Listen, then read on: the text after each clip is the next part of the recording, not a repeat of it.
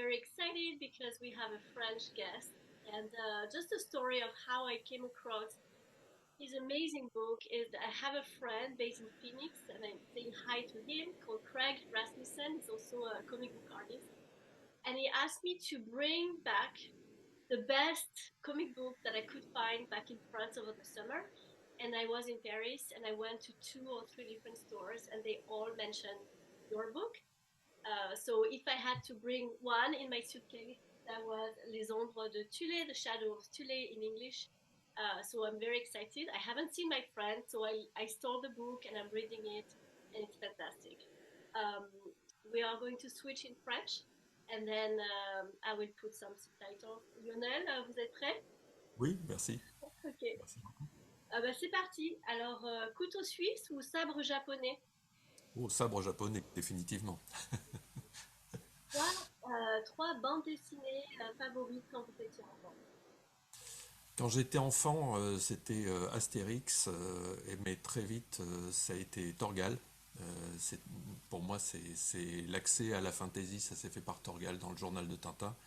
Et en trois, très rapidement, parce que j'habitais à la campagne, et en fait, mon accès à la bande dessinée, c'était dans des kiosques à journaux, et c'était les comics, dans la version traduite par Reddy à l'époque en France.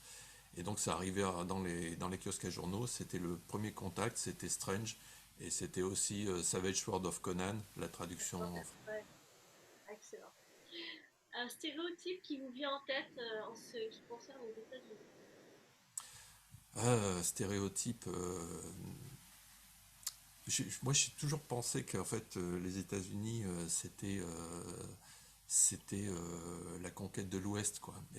C'est l'image d'enfant. Donc le stéréotype, ça serait le cow-boy.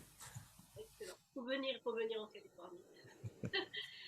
Finissez cette phrase. J'ai presque tout essayé, sauf. Hein, sauf la reddition. Bon, celle-là, j'arrive pas à croire que je vous pose cette question, mais Möbius ou Jodorowsky? Ah, Mobius. On Mobius. aime les deux, on aime les deux. Ils vont bien ensemble, on va dire. Oui. Votre mot d'énervement préféré quand vous faites une erreur dans vos illustrations? Hmm. Ah, j'ai le droit de le dire. Ah, Oui, oui. ah, c'est merde. C'est bien. Ça va. C'est pas trop violent.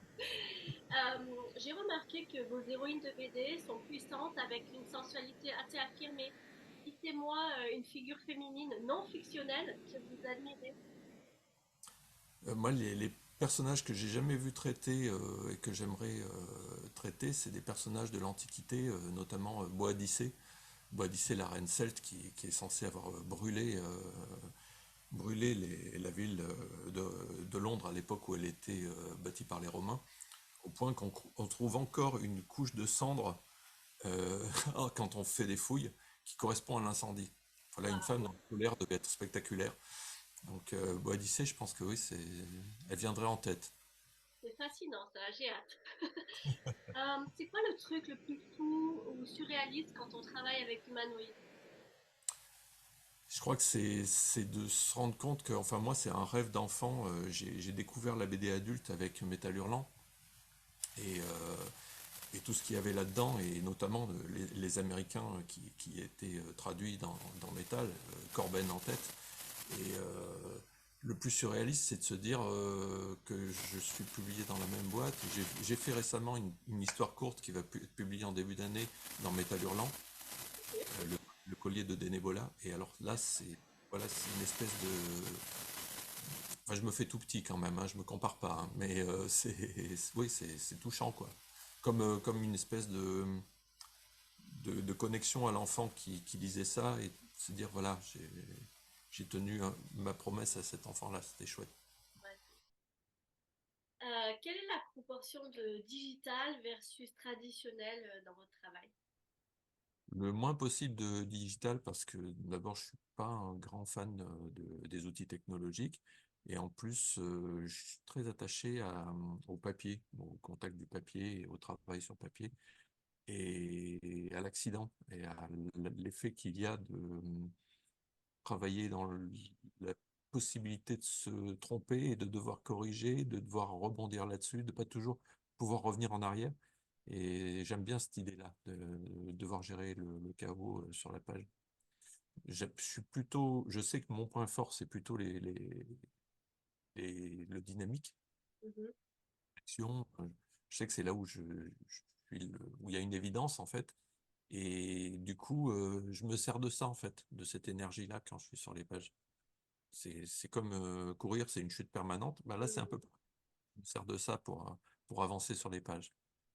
Avec le digital, on a un peu moins de risques et puis il y a moins cette peur de Il y a changer. moins de peur. Et puis moi, il y a une autre peur qui se greffe à ça, c'est la possibilité de revenir en arrière à volonté et le risque de se perdre dans une image qu'on finit, à force de la travailler, on finit par perdre le contact avec l'image. La bande dessinée, c'est pas, c'est pas un art de la perfection, je trouve. C'est vraiment un truc où il faut le lâcher. Et il faut se dire, ben, l'important, c'est de passer à la page suivante. Et moi, j'ai une tendance à être perfectionniste quand je suis dans l'illustration. Et du coup, me dire ça, ça m'aide à lâcher. Le fait que je puisse pas revenir ad vitam aeternam sur une image, c'est déjà passer à la suivante. Sinon, c'est infini en fait. Oui, je pense que ça pourrait être une torture en fait d'avoir. Absolument. J'imagine que vous utilisez le digital peut-être à un point final, non, à un moment donné quand même. En fait, mon coloriste surtout utilise beaucoup de digital et sur les ombres de Tulé, c'est Axel Gonzalbo à qui je passe le bonjour parce que voilà, il a fait un travail tellement merveilleux sur cet album. C'est exceptionnel. Ouais, C'est fantastique et il arrive à faire ce que. Enfin, moi, j'ai toujours eu un rapport compliqué à la couleur digitale parce que, surtout au début, je trouvais ça très froid et parce que voilà, j'ai une tradition aussi de la couleur traditionnelle. Et puis, franchement, quand je vois son travail, il a su amener dans le digital cette patine, ce grain et ouais, vraiment, il a trouvé le ton, quoi. Donc, c'est très organique, ouais, c'est magnifique. Si on part faire un tour du monde demain, on commence où et on arriverait où?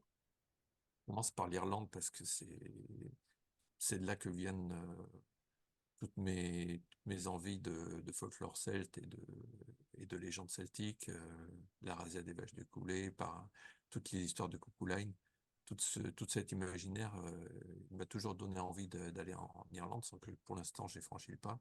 Et je pense que ça commencerait là. Et puis Howard aussi, bien sûr. Bon, ma connexion, elle vient des histoires de Howard, Cormac McCart, et forcément, ça se finirait par le Japon, parce que le Japon, c'est une culture qui me fascine, que j'ai rencontrée d'abord par le comics. Je crois que la première fois que j'ai vraiment accroché à une histoire qui parlait de la culture du Japon et de leur manière de penser, c'était dans un run de Frank Miller sur Daredevil, qui était complètement dingue, que j'avais adoré. Et ça m'a marqué à vie. Et je suis toujours fasciné par l'imaginaire japonais. Et puis ma pratique des arts martiaux qui m'a fait Bien apprendre à sûr. connaître à l'intérieur leur pan. D'après ce que j'ai vu, notamment dans votre travail et puis chez d'autres, il y a une certaine noirceur dans les bandes dessinées et votre univers, mais souvent, les créatifs les plus sombres sont aussi les plus gentils à la ville. Quoi? Moi, je pense que c'est une manière justement de gérer cette noirceur et de la faire sienne. C'est-à-dire qu'il y a il y a deux façons de voir les choses. Soit, enfin, tout le monde a un côté sombre. Soit on va aller sous le tapis, on essaye de le cacher, de l'oublier, et en général, il finit par nous exploser au visage. Soit on embrasse cette noirceur, on la travaille, on essaye de la canaliser. Et le dessin, c'est vraiment l'outil idéal pour ça. Ça permet de travailler vraiment dans la monstruosité. Et puis, c'est un jeu avec la peur aussi. On joue on joue à se faire peur et sans qu'il y ait de risque. Donc, c'est ce côté agréable, oui. Mais on ne domine pas la peur, on essaie de la canaliser surtout. Ouais. À transcender. Oui, de la transcender. C'est vraiment la sublimation, c'est la catharsis, hein. On va mieux parce on arrive à aller au fond du gouffre, quoi. J'aime bien ça. Le plus joli mot de la langue française, selon vous? Un plus joli mot. Ah, c'est une question compliquée, ça. Très Je- difficile. C'est une belle langue, donc. très difficile. Mm. Aïe, je dirais sublime, Ah, parce il y a tellement de sens différents et mm, ce mot qui est, oui, oui. c'est très bon.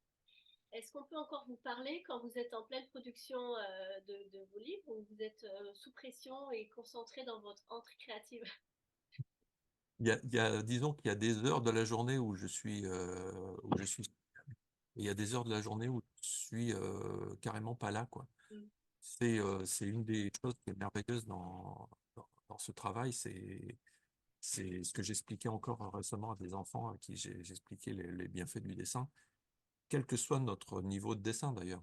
Euh, il y a toujours, dans une journée de 8 heures de dessin, il y aura toujours 2 heures où je ne suis plus là, quoi. Je ne suis plus là, comme dans une transe. Et là, effectivement, on peut me parler, je réponds pas, je suis pas là. Par contre, Génial. il n'y a pas toujours ce degré de plongée, quoi. Il y a des fois où on est un peu en surface, on fait des choses un peu plus apprises, un peu plus automatiques. Mais il y a des moments où je suis avec les personnages, je cours dans les bois, je suis plus là du tout. Mm. Waouh! C'est pareil avec l'écriture ou la musique, c'est un peu l'art. Et surtout quand on a la chance de pouvoir le faire 8 heures, c'est pas par moment, j'imagine que c'est plus technique. Oui, D'autres moments, on est là dans le sublime. c'est Ah, intéressant ce que vous dites sur l'écriture. Je trouve que c'est ça le plus compliqué. Je- il m'arrive encore de pouvoir dessiner en parlant. Peut-être pas l'ancrage. L'ancrage, c'est vraiment c'est de l'écriture. Mais par contre, euh, écrire, ça nécessite vraiment de fermer toutes les fenêtres et d'être plus être joignable. Parce que là, la concentration elle est très différente. On est vraiment dans le concept, dans les mots. Euh, Le moindre mot entendu, je peux pas écouter de musique quand j'écris, alors que je peux en écouter quand j'encre. ça a du sens. Par contre, je peux pas écouter de la musique quand je fais du storyboard. Ça, c'est pas possible. Ah bon? Ah non, parce que c'est de l'écriture aussi. Mhm. Non, mais Là, c'est du découpage, c'est l'histoire, oui. Oui. c'est structurel, quoi. Mhm. C'est plus cérébral. J'ai pas demandé quelle musique, mais je suis quand même curieuse de savoir. Ah bah, sur Les Ombres de Tulé, je tournais sur très peu de choses, en fait, parce que c'était comme un rendez-vous avec que faisais tous les jours, et tous les jours, il y avait une espèce de rituel. Alors, et pour me mettre en jambe, je mettais toujours l'excellente BO de Basile Polidoris pour le Conan de Milius, qui est Ah, BO complètement dingue. Et ça, j'écoutais ça complet. Et après, c'est un peu plus varié, mais c'est souvent ouais, je suis quand même resté fidèle à mes d'enfance et enfin, d'adolescent, et j'écoutais énormément de métal. Donc, un peu ah, de métal. on va reparler alors. Non, mais c'était pas dans mes questions, mais c'est un peu comme quand on veut mettre du vin, du bon vin et de la bonne nourriture. Pour moi, le visuel ne va pas sans le son. Donc, j'étais très curieuse de savoir ce que vous écoutiez. Euh, Autre question, euh, lequel? Corse ou Cléopâtre? Ah, je dirais en Corse parce il m'a fait rire. Il est, il est très très juste. Et c'est le génie de Goscinny d'arriver à parler de choses très très graves et toujours avec humour. Et c'est un truc dont on n'a pas l'équivalent, je trouve, en France aujourd'hui. Non, non, Euh, non. Cet esprit il est capable de réunir tout le monde autour de son livre, toutes les facettes de la France. Et Dieu sait que la France est toujours en place de la famille. Mais là, il arrive à faire dialoguer tout le monde et dans le rire. Ouais, on peut le faire avec l'humour. Oui, on peut le faire. C'est bien. Justement, j'allais dire qu'est-ce qui a inspiré les couleurs dans les ombres de Tulé. Je suis ultra fan des couleurs. Euh, Là, on va changer. Hop. Je trouve qu'il y a une palette de couleurs. Je peux me tromper, hein, mais vraiment entre des couleurs chaudes, incroyables, et d'un coup, tous les bleus. Moi, ça me fait complètement rêver ces deux opposés. C'est parti d'où ça? J'ai beaucoup travaillé avec Axel pour les couleurs. Moi, j'avais une vision très claire de certaines scènes, de ce que je voulais sur les scènes, tout en sachant que c'est pas moi qui faisais les couleurs. Je lui ai demandé dès le début si ça le gênait que je le briefe très très loin, on le briefe sur les couleurs. Parfois, j'ai envoyé énormément de photos, de documentation qui soutenaient mon propos, qui aidaient à comprendre que je voulais en aille. Il s'est toujours montré extrêmement réceptif et c'est quelqu'un qui partage avec moi une vraie goût, une vraie culture de la fantasy. Donc, Howard, je connais par cœur, Lovecraft aussi. Quand je lui parlais, quand je lui parlais des ambiances du surnaturel dans les bleus verdâtres, Mm. je souhaitais faire glisser comme ça, vraiment des registres dramatiques très différents. Vous comprenez, il y a ce travail que je trouve merveilleux parce que je trouve que justement, ce qui est très compliqué quand on fait dans le howardien, moi je voulais vraiment qu'on ait de l'ADN howardien. Je voulais qu'on pense à ça, à Bigger Than Life de Howard. Tout de suite, les héros sont incroyables. Il y a une espèce de en permanence dans chaque page. Et il fallait trouver l'équivalent, il fallait quelque chose qui ait ce degré de passion dans le. Je pense aller au Comic-Con de Santiago cette année pour faire des interviews. Est-ce que vous y serez? Hélas, non, je ne pense pas, mais j'aimerais beaucoup que mon livre y soit. Ce serait merveilleux. Il faut y travailler. Euh, Finissez cette phrase. J'en ai ras-le-bol de. Bah, de Macron, comme tous les Français, mais ça, Je sous-titrerai par macaron pour être bien politiquement correct, comme ils aiment ici. Et enfin, est-ce que vous pensez à quelqu'un à nommer, à nominer, que je devrais interviewer après vous? moi, je pense tout de suite à mon scénariste parce que je pense que on a été ensemble pendant 4 ans sur cet album, depuis l'idée de départ jusqu'à la sortie de l'album. Et c'était vraiment un travail en collaboration. Et si mon dessin a des qualités sur cet album, c'est aussi parce que son histoire est super. Et vraiment, il m'a fait du sur-mesure. Il m'a fait du sur-mesure. Et à chaque page, j'ai pu essayer de donner le meilleur. Donc, vraiment, ouais, je dirais pas trop d'aller parce que, d'abord parce que c'est un fan de fantasy. Il a une culture immense sur le sujet et sur le comics. Je pense que ça serait intéressant. Merci, j'aime beaucoup l'idée en tout cas. Et d'ailleurs, à la fin, je trouve ça excellent qu'il y ait une petite interview de vous deux. On apprend beaucoup de choses. Ma fille regardait sur mon épaule le bouquin et parfois c'est violent. Je disais non, regarde pas trop. Elle tombait toujours sur des têtes découpées. Mais ensuite, on a lu ensemble un peu le making of et je pense que voilà, c'est super intéressant de aussi avoir l'envers du décor. Je peux me permettre, par rapport à la violence, comme vous me tendez la perche, je suis un truc auquel je suis très attaché, c'est pas la représentation de la violence, mais c'est l'axe choisi. Et notre histoire est une histoire violente. Et du coup, ce qu'on a décidé, c'est de la montrer sans esthétiser. Euh, Ce que je trouve toujours un petit peu dommage, c'est quand il y a des scènes de violence racoleuses, mais qui ne sont pas là pour la nécessité dramaturgique, mais juste pour, voilà, pour choquer, pour faire un effet. Comme dans beaucoup de films d'ailleurs. Oui, complètement. Nous, on a essayé d'avoir une violence qui soit honnête et qui surtout serve la dramatique. Il y a une montée en puissance du récit et elle marque les enjeux et la difficulté des personnages dans leur lutte contre les ombres de Tulé. Donc, ouais, il y a rien de gratuit. Après, ça reste, je reconnais qu'on s'est mis dans la tradition howardienne et puis dans la tradition des pulps aussi. C'est quelque chose qui est quand même très frontal, quoi. Je vais avoir la marque de bronzage de Batman. Est-ce que c'est cool ou j'aurais dû choisir un autre personnage? Non, il n'y a pas plus cool que Ben. Bon, ça va. Puis merci euh, Il y pour votre temps et ça m'a beaucoup plu. Je me suis bien amusée. J'espère que vous aussi. a aussi. Merci beaucoup.